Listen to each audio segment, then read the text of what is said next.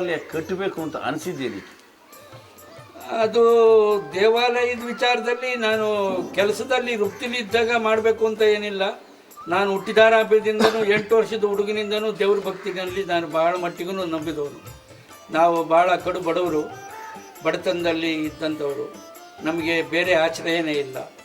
ಆದ್ರೂ ಕೂಡ ದೇವರಲ್ಲಿ ನಾವು ಬಹಳ ಮಟ್ಟಿಗೂ ನಂಬಿಕೆ ಇಟ್ಟು ದೇವರ ಪ್ರಾರ್ಥನೆಯಲ್ಲಿ, ದೇವ್ರ ಭಕ್ತಿಯಲ್ಲಿ ಬಹಳ ಮಟ್ಟಿಗೂ ನಾನು ನಂಬಿಕೆ ಇಟ್ಕೊಂಡು ದೇವರನ್ನು ನಂಬಿ ಇಲ್ಲಿವರೆಗೂ, ಈಗ ಸಮಯದವರೆಗೂ, ಈ ಗಳಿಗೆವರೆಗೂ ನಾವು ದೇವರನ್ನು ನಂಬಿರುವಂಥ ಜನನ ಬಿಟ್ಟರೆ ಜನಗಳಾಗಲಿ, ಸಂಬಂಧಗಳಾಗಲಿ, ಉತ್ಪತ್ತಿ ಆಗಲಿ, ಅಧಿಕಾರ ಆಗಲಿ ಯಾವುದರಲ್ಲೂ ನಾವು ನಂಬಿ ಬದುಕ್ತೋರಲ್ಲ.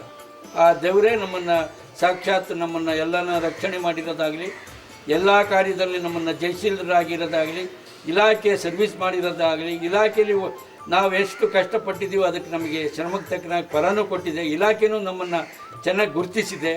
ಒಳ್ಳೊಳ್ಳೆ ಅವಾರ್ಡ್ಗಳು ತೊಗೊಂಡಿದ್ದೀವಿ, ಒಳ್ಳೆಯ ಅಧಿಕಾರಿಗಳಿಂದ ಒಳ್ಳೊಳ್ಳೆ ಹೆಸರುಗಳು ತೊಗೊಂಡಿದ್ದೀವಿ. ರಾಷ್ಟ್ರ ಮಟ್ಟದಲ್ಲಿ ನಾನು ನ್ಯಾಷನಲ್ ಅವಾರ್ಡು ಪಡೆದಿದ್ದೀನಿ. ನನಗೆ 4 ಅವಾರ್ಡ್ಗಳಾಗಿದ್ದಾವೆ. ಸಮಾಜದಲ್ಲೂ ಕೂಡ ಇವತ್ತೂ ಕೂಡ ನಾವು 23 ವರ್ಷ 22 ವರ್ಷ ರಿಟೈರ್ಡ್ ಆಗಿದೆ. ಆದ್ರೂ ಕೂಡ ಇವತ್ತೂ ಕೂಡ ಎಲ್ಲನ ನಮ್ಮನ್ನು ಕಂಡ ಜನ ಭಾಳ ಮೆಚ್ಚುಗೆ ಇಟ್ಟು ನಮಗಿಂತ ಸಹಾಯ ಮಾಡಿದ್ರಿ ಅಂತ ಅಂತಾರೆ. ಆವಾಗ ಅವರು ನಮಗೆ ಏನು ಕೊಟ್ಟರು, ಎಷ್ಟು ಕೊಟ್ಟರು ನಮಗೆ ತೃಪ್ತಿ ಇಲ್ಲ ಅಂತ ಒಂದು ಒಳ್ಳೆ ಮಾತಾಡ್ತಾರೆ. ಅದೇನೇ ನಮಗೆ ನಮ್ಮ ಹಿಂದೆಗಡೆ ಬಂದಿರೋದು ಅನ್ನೋ ಒಂದು ನಂಬಿಕೆ.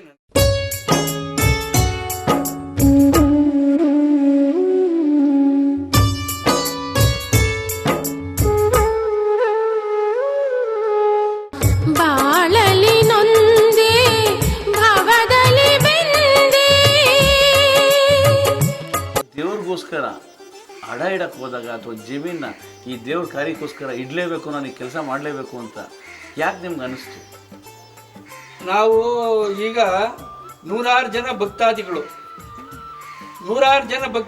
ಅವರವ್ರ ಸಹಾಯ ಅವರವ್ರ ಕೈಲಾದ ಮಟ್ಟಿಗೆ ಲಕ್ಷಾಂತರ ರೂಪಾಯಿ ಕೊಟ್ಟಿರೋರು ಇದ್ದಾರೆ, 10 ರೂಪಾಯಿ ಕೊಟ್ಟಿರೋರು ಇದ್ದಾರೆ.